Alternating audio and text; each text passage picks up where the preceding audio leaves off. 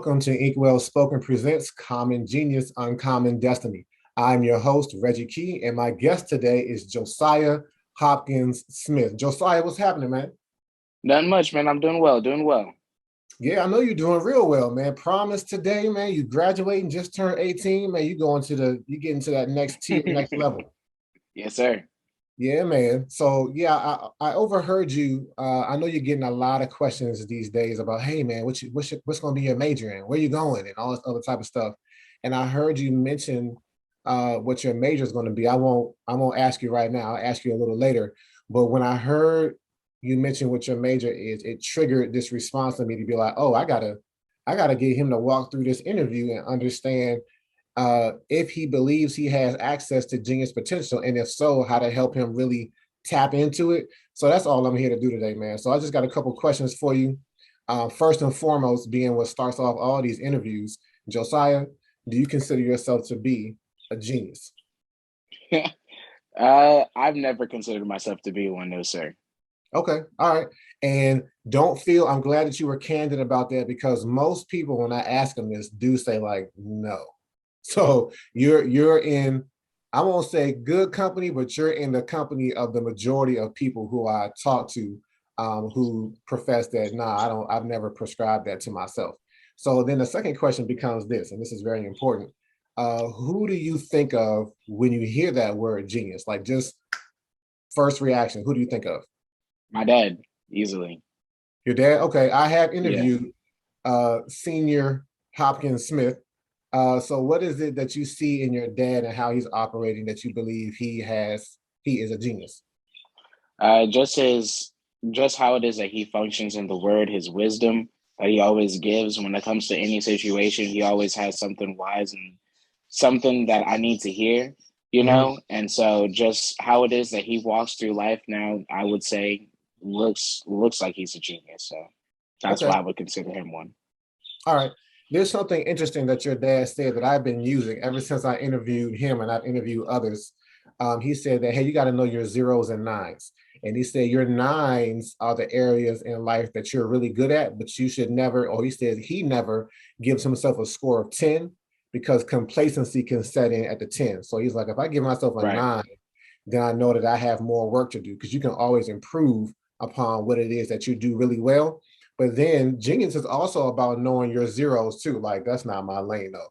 And Right. so I think what we do in life is we get really used to identifying our zeros, but we don't give enough credence to our nines. And so everybody has a nine, I believe. And if you don't have a nine, you have the potential to get to a nine in a particular area of your life. All right. So outside of your dad, well, I'm going to give you the number. Do you know what the number one answer is for people who don't know your dad? When I ask them, like, who do you consider to be a genius? The answer that I get more often than any other name is Albert Einstein. I was thinking that too. You was I was thinking that thinking that too? too. I was Okay. thinking that too. So there's nothing wrong with attributing, well, there is something wrong. Why else would I be doing these interviews? I'm not taking away from Einstein's genius. He definitely has a nine in physics, right? A nine in academics, right? But the truth of it is, if you've ever like looked into his story, when he was in grade school, and even when he was in college, he had professors and teachers that were telling him like, I don't think you belong here. He it's purported that he had a note sent home to his parents like, yeah, you might want to make sure Einstein works with his hands, because he's not going to cut it in academics. Hmm. Einstein Einstein had people telling him, yeah, you're not cut out for this. And when he got in college, he was that dude that would be like, the teacher would be out there, teaching, and he would be staring out the window, and they were like, hey, hello, Einstein, can you like focus? And what this dude was doing, he was visualizing what it would be like to ride a beam of light from the sun to the earth. And in doing that, he came up with the theory of relativity. So though they were telling him like, stop daydreaming, this was his way of tapping into this genius that he had in a way that was unique to him. And it was not like the norm of what he was surrounded and being kind of ushered into thinking. And so this is what this all about today, is just kind of deconstructing what genius is and then putting it back together in a way that you can see yourself on the inside of it. Okay. That sound like something you want to do? Let's get it. All right. So I'm going to go through 3 components that are going to help you unlock your genius as I defined in my book and as I've defined in my workshops. And the 3 components that we're going to walk through are your passion, talent, and purpose. Okay. All right. So I'm telling you, if we can identify those 3 things in your life, then you are well on your way, if not already operating in your genius that's unique to you. Okay. Okay. All right. So I want to show you something. This is a quote that comes from Einstein. All right, you ready? Purportedly, it's another purport. There's a lot of purporteds with the internet. You can't trust stuff, but this supposedly comes from Einstein, and it really cracks open something that he understood about this genius that people began to ascribe to him later on in his life. All right, I'm gonna share this screen with you real quick, and I'm gonna see how this goes. Can you see it? Yes, sir. Here we go.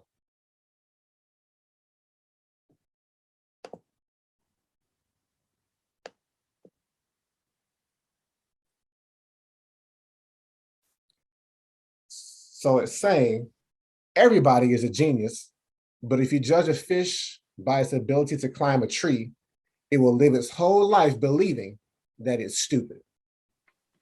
Have you heard this before? I have not heard that before. All right, so how does this hit you, man? You see Einstein, you see this Einstein bear climbing this tree with ease, right? Einstein, Right. this tree is physics. Einstein is a bear. This dude climbs the tree like nobody's business, right? But then you see this Right. little fish at the root here struggling. You see the little fish at the I didn't root? even. I didn't even see Yeah. that. Yeah, I see it now. He's like, man, I don't understand. This don't feel right. But anyways, that's the imagery. I want to know how this is hitting you though, as it relates to genius, obviously. Right. Whenever I first heard that quote, as soon as you said it, man, we do that a lot just now out of habit of judging people, you Yep. know? Um, Especially like in high school. It's never our first instinct to encourage somebody. It's always our first instinct to judge somebody based off of what it is they do, how they look, how they act, you know? And so when I look at that, I'm like, man, we can really put somebody down out of their genius potential just by judging them so quickly. Yeah. And that's the first thing that I think of when I read that quote. So I love how you worded that. Like you say, we tend to judge people by what they, and I'm paraphrasing here. So you said that we tend to judge people by what they don't do that we see in them versus giving them props for what they actually accomplish and do well. That's the gist Right. of what you said, yeah. Yes, sir. And so the thing of it is, we don't just do this in high school, we do this in other areas of our life as well, right? In communities, family, jobs. And the thing of it is, we do this to ourselves along with other people. Because it's this reason when you say, hey, look, I thought about Einstein, but when you thought about Einstein, Josiah, about his genius, he was like, yeah, Einstein, you almost like put him on a pedestal. He's climbing out the Right. screen right now. You put him on this pedestal so you couldn't hardly see him. And you also put this genius on a pedestal too, outside of your reach. So when you associated this genius to Einstein, you also disassociated it from yourself and was like, I ain't Einstein. I'm not my dad. So nah, I don't think I have it. Right. And it's good to be able to identify genius in others, but first and foremost, you got to be able to identify it with yourself. As readily as you get up in the morning, you look yourself in the mirror, you got your fresh haircut for prom or whatever. You're like, yeah, Josiah. You got to also be able to look at yourself and be like, yeah, Josiah, I'm a genius though.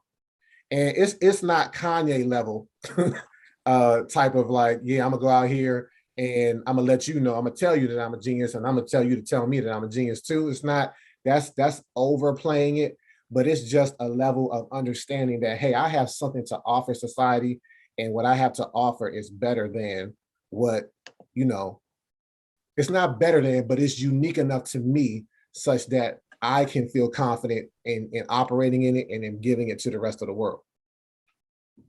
So this is where I am now. What's just thinking on a really common level? You saw the fish that's at the root of this tree. Uh, if a fish stays out of the water too long, what's going to happen? It's gonna die. It's going to die, right? And so, Hmm. man, I'm here. I believe one of the things that I've been put on this planet to do is to help people find their genius, because in finding it, I'm reviving it, I'm resuscitating it, I am resurrecting it, because I see too much genius potential dying because it's out of its element. Mm.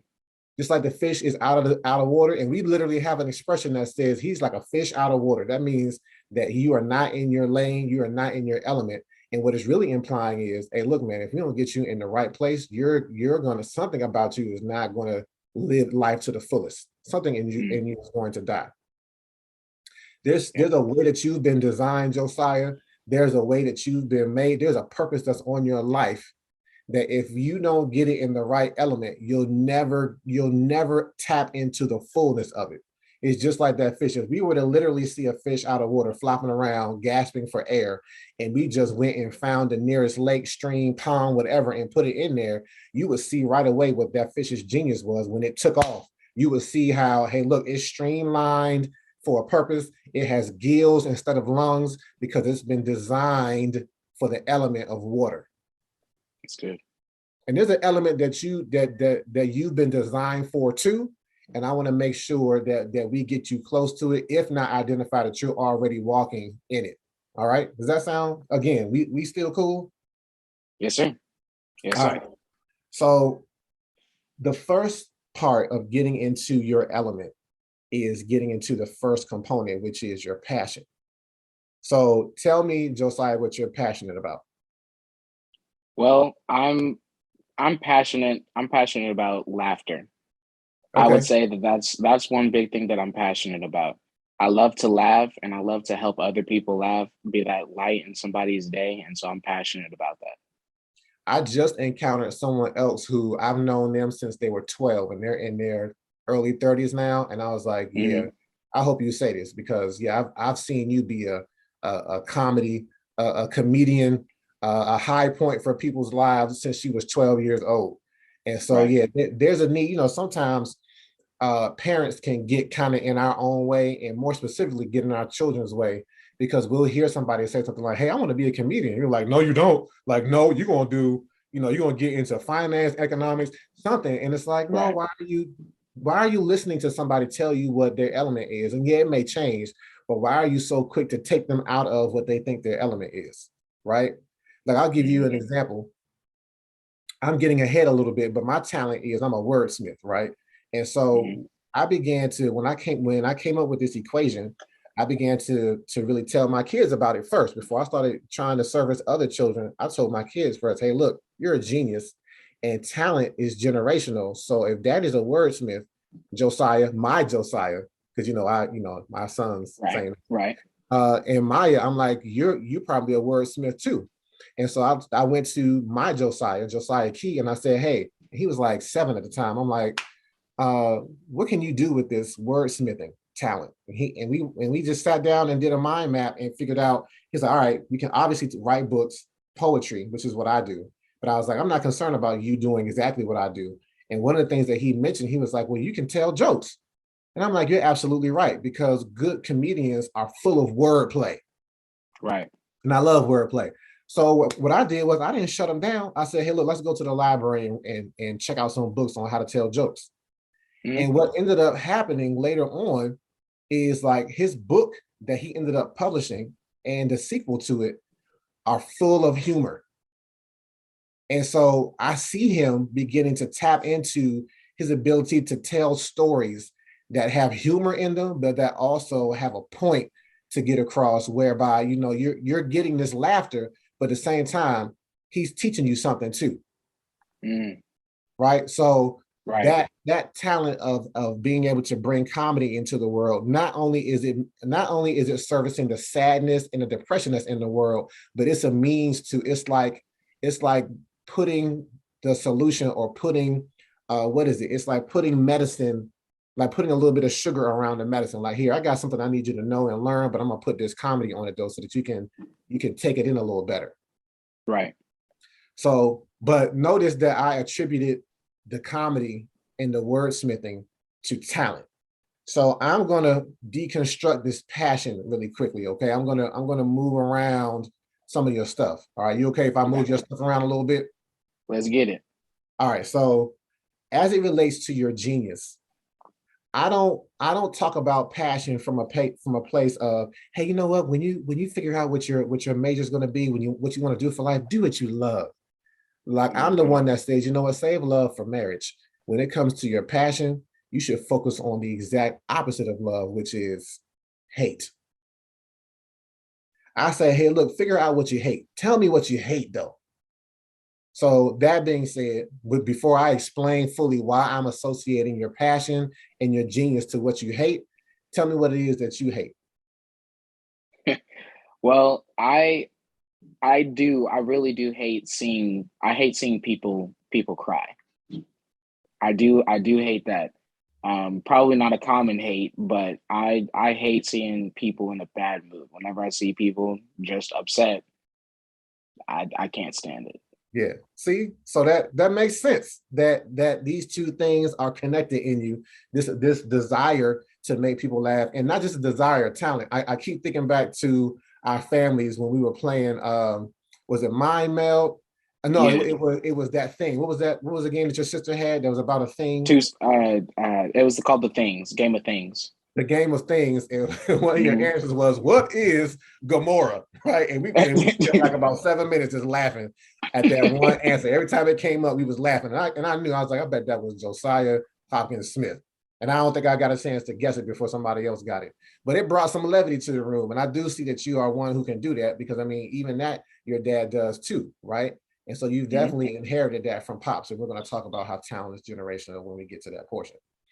But the reason why it's important to focus on what it is that you hate is because it's something that you give a lot of time to. You give a lot of mind thought to. I don't know if that even makes sense, mind thought, but you put a lot of energy into it because what typically happens is when we see something operating in such a way that is negative, has a negative impact on ourselves or other Mhm. people around us, and it's like a pet peeve of ours, it like irks our flesh. We're like, ooh, I hate that though. And when you see it, you're like, oh, I either you say, I want to do something about that. Most people say, look, somebody should do something about that. Mhm. And the thing of it is, if you find yourself constantly saying, hey, somebody should do something about that, somebody should make this, somebody should, if you say that once too many times, or if you get around your friends, and when you see that thing that you hate happen, and your friends be like, oh man, Josiah, don't look over there. Because your friends know if Josiah see this, he about to go off. He about to say something about this or do something about it. We're going to hold this brother back because now your passion is being ignited. And you're like, ooh, I got to move towards that. And Mhm. that thing that you're moved towards to do something about is the thing that you were designed to address. That's why it stands out to you. The fish in the water is something that the fish was designed to do. It was designed to operate in it. And the thing that you hate is something that you were designed to do because you were put on this planet to address it and fix it. There's a lot of brokenness in the world. Like, would you agree that the world is broken? For sure. Yes. And so we, humankind, have been put on this planet to address its brokenness in every single way, in every single fashion, in every single dimension that it exists on the world, in the world rather. But you know, your passion might not look like mine. Somebody else hates. I believe a lot of comedians have this desire to bring humor into the world because there was sadness, depression, whatever in their lives, and they learned to brighten up a room by just bringing some humor into it, right? And so Mhm. that desire is something that is put on the inside of you for a reason. And in truth, I should have introduced our whole session from the perspective of Manu Forti Ministries. That's my faith-based execution of Ink Well Spoken because I can't Mhm. talk about what you were designed to do without bringing God into the equation because He's the one who designed you to have your heart break the way His heart breaks when He sees sin and when He sees disorder and when He sees things out of order in the world. He's like, man, that's not how I made this planet to operate. And he already decided a long time ago, I'm gonna put somebody down there that looks like me, talks like me, has my image and likeness to address what's broken in the world. Mhm. Right? Because he wants to work in partnership with us and say, hey, look, I'm gonna break your heart the way this thing breaks my heart, and you're gonna want to do something about it. And you're Mhm. gonna be driven with it. Have you ever heard the expression, hey, I hate this with a passion? Yes. That's that's also akin to the scripture that says, hey, he who loves the Lord hates wickedness. And so the wickedness is the brokenness in the world, right? The wickedness is the thing that's making people feel like fish out of water.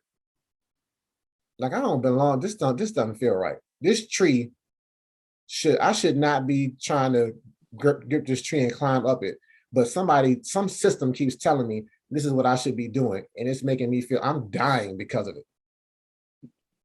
Well, people around me are dying because of it. Let me give you a real life example. And this really begins to tap into what you told me your major was. So, I take this workshop into different schools. At least I did when I was in Illinois, and I'm trying to do that out here. And one time I went to a school where there were like 10 little boys, and they were in the 3rd, 4th, and 5th grade. And these 3rd, 4th, and 5th graders went in one classroom all day. They had been plucked out of class, and it was like, hey, you're a disruptor. You have ADD, you have ADHD, you need to be on an individual education plan, an IEP, or what we would have called special ed back in the day. And they were, that was their lane. That was where they were put for the entire day. And so when I started sitting them down, like, you know what, I'm gonna talk to these kids about genius though, and I'm gonna help them unlock their genius. So I didn't care what labels were already being put on them. I'm like, I'm gonna put this genius label on you so that you understand, hey, you have this opportunity, you have this potential on the inside of you. So when I got to the passion part, and I defined it by what you hate, because I know that I can get kids, no matter who I am and whether they know me or not, I can get them to talk by saying, tell me what you hate though. And I got instant responses from these 10 little boys who were reluctant to even talk to me at first, right? And the thing of it is, these little boys who would fight, argue, and fuss over who's sitting where, what game we're playing, whose stuff is what, they all universally told me the same thing when I asked them what they hate. Can you imagine what that thing is that made them feel like a fish out of water every day? I can't. Their tree was school. They was like, we hate school, Mr. Key. Now what? And they thought they had wrecked my workshop. Like, I even saw one of them with a little smirk on his face, like, yeah, what you gonna do with that, sir? like handle that. And I'm like, actually, I'm glad you said that, because if you listen to what I'm saying and you understand that the thing that you hate in the world is something that's broken, that you were meant to fix because it affects you in a negative way, then I say each of you are future educators. And they were like, oh, snap, what you just say though? Like, they got kind of quiet and kind of backed around. Like, no, come closer though. Like, why are you backing away though? Like, what happened? Like, it was all good and fine a second ago. Now y'all quiet. And I said, let me tell you something. And so I went through and told them what I'm about to tell you. Do you know that there are like 7 to 8 different learning styles? Yes, I didn't know that. Okay. So we're going to say 8. They found an 8th one. So there's 8 different learning styles. Schools at most are only teaching from 3. They are teaching from an auditory perspective, a visual perspective, and a logic or a left-brained perspective. And so if you don't speak one of these 3 languages, but all the information that you're supposed to learn is being given to you in those 3 languages, you can be like, I don't understand. I feel like a fish out of water. I hate this place. Right. I feel stupid right now because I'm not getting this information the way the majority of people are. So something must be wrong with me. This is the fish thinking it's stupid because it's being told to climb this tree. And so I say, hey, look, if each of you can figure out what your learning style is, and there are tests that you can take to figure out what your learning style is. Now, I was like, a lot of them are probably expeditionary or exploratory, meaning they got to search stuff with their hands. But what are you told in class? Keep your hands to yourself. Keep your hands on the desk, right? Or they may be kinesthetic learners who have to move around to kind of figure things out. Hey, sit down. Why are you trying to get up? Right? And so taking them out of their element is making them feel marginalized. They've been marginalized because the school doesn't have the right resources and the right teachers to teach them. But if they take this learning style and instead of running away from what they hate, they run towards it with a degree, a teaching degree, and make their learning style become their teaching style, guess what's going to happen? They're going to begin to fill in the pockets in the school system that did not have that learning style. And they're going to reach other people with the same learning style that were in the corner like, I don't feel like this place is for me. I feel weird. I don't belong. And then they're going to hear this teacher be like, wait a minute, this person is teaching from perspective that I get. And now those little boys, these future educators who are the solution that was being marginalized, are now contributing to the very thing that's broken and helping to solve it and fix it. Yes. Like, that's game changing. Yeah.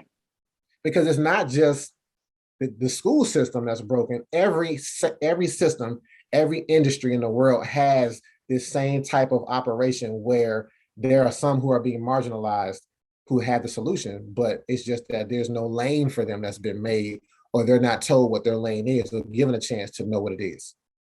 Right. So I feel like I've been talking a lot, though. I'm gonna take a minute and just, like, you tell me what you think. How's this hitting you? Well, I will say that I've never thought about it that way. I like the fact that you brought to my attention that passion, you don't want to look at passion as to what it is that you love, but more look at it as what you hate. See, I've never been told that. I've never thought about it that way, because that actually is a really good point. Because whenever you focus on what it is that you hate, then usually you actually should tend, at least, to change that thing that you hate, reverse it. And so I like that. I like that because, what I hope is that when people look at what it is they hate, it's not like, all right, I'm trying to back away from it. I don't want to back away from it and try to avoid it the most that I can.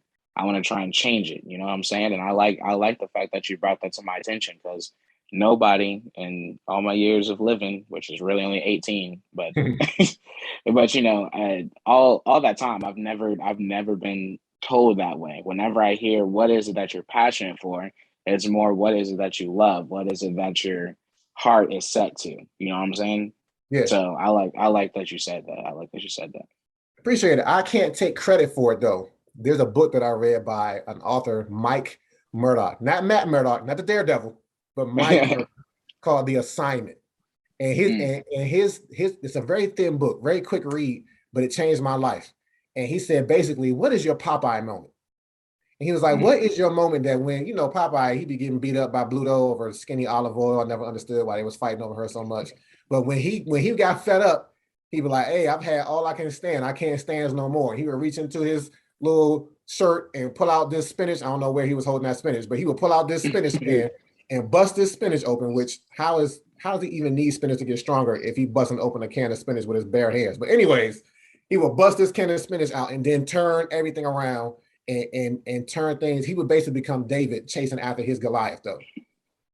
And he was like, if you can find out your Popeye moment, you're going to find out your assignment in life. And I was like, yo, like, that makes a lot of sense. So like you said, instead of running away from it and instead of trying to destroy it or bad talk it, you're like, yeah, I got something to do with that. And so the question becomes, once you identify this thing that's broken, or this thing that's broken that you hate because it affects you in a negative way, like, what do you do about it? How do you address it? Right? When David saw Goliath, he was like, somebody tried to put him in a lane and said, here, take King Saul's armor. He's like, nope, this don't fit me. This not gonna work. I know I've been killing lions, tigers, bears, oh my, with smooth stones and a slingshot. He's like, give me 5 smooth stones. That's all I need. He took this giant out, though. He didn't care how big it was. And that's when you tap into that passion, you don't care how big the obstacle is. You don't care how big the system that's broken is. You're like, I'm gonna get at this thing. Either I'm gonna take it out in one fell swoop, or I'm gonna address it one piece at a time. And over time, I know that I'm gonna have some type of impact on it because I'm not giving up on it. Right. I'm driven. Right. And so, one thing that comes into my mind too, when I'm in classrooms, I tell it to them this way as well. Imagine you went into a classroom. I mean, do you have assigned seating in school, in any of your classes? Yes, I do. So imagine you go into in whatever particular class, and one day your assigned seat is broken, and you're like, "Hey, somebody fix this though." Like, maybe you ask your friend. Your friend is like, "Well, it's not my problem, not my chair," right? So they ignore you.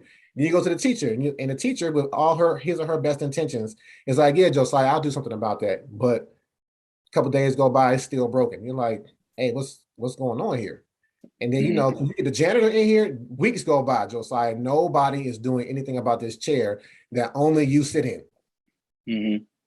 you gonna come in one day and see that chair broken, you'll be like, I hate this chair. Right. But what you might do eventually when you're like, nobody is doing anything about this chair because it's not affecting them, you might try and fix it yourself. Right? Right. Nobody else is doing it. Let me see what I can do. Let me turn this upside down. Like, what is it? What's loose? And if you can figure out and identify what was broken about it, when you see something that's broken, what do you need in order to fix it? Just in general. Something's broken. You're like, hey, I think I can fix this. I need what? What do you need to get in your hands to help fix the thing that's broken? Well, the first thing that comes to mind is like a screwdriver.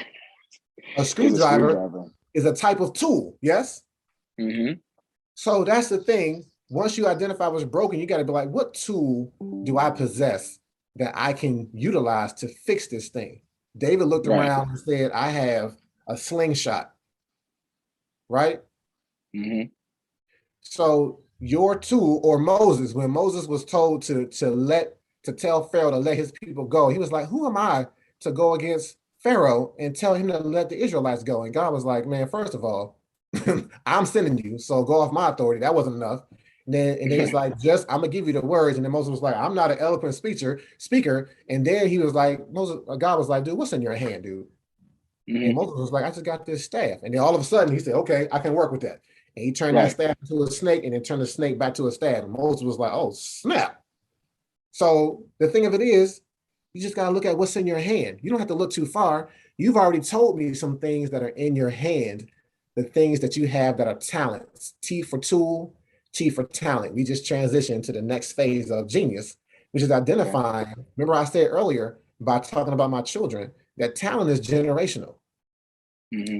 So a lot of people who are saying like, I don't know what my talent is. I'm like, look to your family, look to your parents, your grandparents, look to the people who are around you. They may be doing it as a hobby now because once you came along, they had to put food on the table and a roof over your head. But there's something that's operating in them that is God-given. We use that expression, God-given talent, and it's very much what it is. And it's like, okay, this didn't just manifest out of me. This was passed on from generations prior into my hand. And so you've already spoken to two generational things. One, humor. I see it in your dad. I see it in you. And then the other thing is, what's your other thing that you said that you do well? I feel like it was something else. Well, tell me what it is. I may be making up stuff. Maybe you only said the humor, but what else do you identify as your talent? Well, I would say that another thing I identify as my talent is music and talking. Both of those. Those are definitely generational because for generations, we've always been attuned to music. My mom's a singer. My dad, believe it or not, can actually sing really, really well. He was one of the first people that taught me a lot of the basics when it comes to drumming. Okay. And, you know, as you know, I am a drummer. I love to play drums. I also do sing. And then talking, we all love to communicate. We'll talk and talk and talk. So I would say that those are two generational talents right there. Yeah, here's the thing. Like, so because you and I have your family and my family have spent so much time together, I was like, yeah, there's something else that you mentioned. You didn't mention it in the conversation until just now, but I already knew that you had this drummer, this musicianship on the inside of you because I've seen it at work. So you got these two things working for you, right? Now, the generational piece is evident, and I like that you already can see it because most of the time, Josiah, we see the generational talent in other people. Again, we see it operating in other people, not realizing that, hey, if it operates in another human being, and I'm a human being too, then it probably is in me in the same way. And here's what I mean by that. We recognize that athletes generate more athletes. We recognize that entertainers generate or repopulate more entertainers, right? We see the music industry, we see the movie industry, and we see actors begetting actors. And we're like, oh, that makes sense. Like, yeah, they come from a family of actors.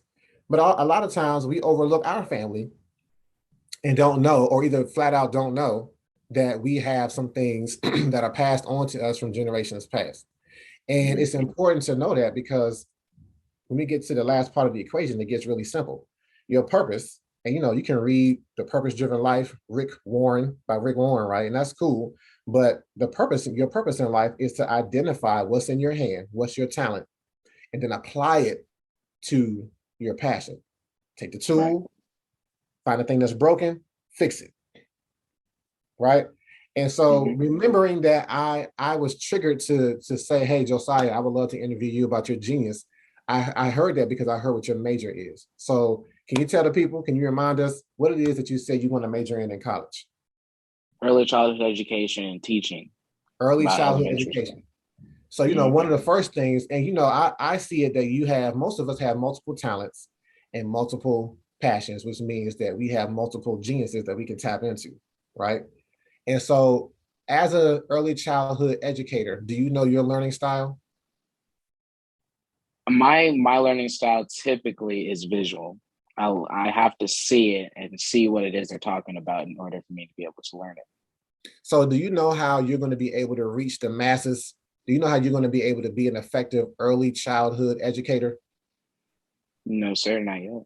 It's being visual. It's staying in your lane and recognizing. Now you're going to have to be flexible as a teacher. Most teachers aren't afforded the opportunity to be completely flexible because Mm-hmm. if you have a classroom of 20 and it's 5 visual learners, you can't cater the whole 25 students to this visual style. And that's what I'm saying. Like the school system, if the school system was restructured in that all of the visual learners were with the visual teachers and all the kinesthetic Mm-hmm. learners with visual teachers, that'll be game changing. That'll be revolutionary, right? Right, So right. I think that we're going to get there eventually.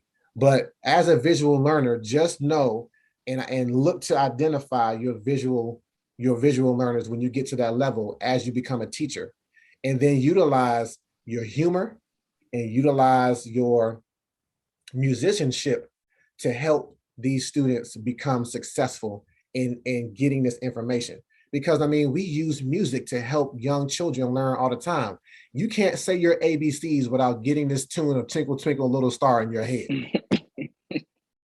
right? Right, right. Everybody learned their ABCs through music. There's something about music that opens up your heart and mind to receive information without you even having to do it intentionally or explicitly. It just happens automatically. It's why people love to come up with jingles for marketing because they're like, man, if we can get some information on this little jingle though, it'll be an earworm in somebody's head. And then when something happens and something break, they start thinking about this plumbing agency because of this music, this little jingle that they created. And so just being super intentional and understanding the power of your musicianship and how you can incorporate that in your music, the power of your humor and being able to incorporate that into your teaching, and then the power of you being a visual learner and conforming, or not conforming, but transforming that into being a visual teacher is going to help you reach people that have traditionally been left behind. Right. And it's going to open up some things that have not been open before. There's a person who I talked to earlier this week who said that she's teaching young children as well. She's about to graduate in a couple of weeks from college. And she said that one thing that helped her, she said, I learned to memorize scriptures and I learned to study by putting everything basically to jingles. And she was like, I'm going to utilize that. She said, I was taught to do that. And then she said, now I'm going to utilize that as I teach young children. And I'm like, it's so simple, but it's a unique imprint in your teaching style that not enough people have, that you can unlock to then not only unlock your genius, but help unlock other people's geniuses as well. Yeah. Because in truth, genius operates internally for a moment, and then it turns outward and says, who else can I bless? Who else? How can I contribute to society in a way that gives people a chance to walk in their genius as well? Because genius is never just about the self, it's about the next person. I mean, you see what I'm doing with this book that your sister's going to be published in. I'm an author, but I wasn't satisfied with just being an author and self-publishing my books and my kids' books. I'm like, there's other authors out here, and there's other young authors out here too, aside from the ones that are in my house. How can I give them a platform and help them realize their genius potential too? And so, you being a teacher, you've already dedicated you're already beginning to dedicate your life to tapping into genius. But I just wanted to get you that extra dimension, that extra depth to understanding just how you can do it in a very, very systematic, calculated way.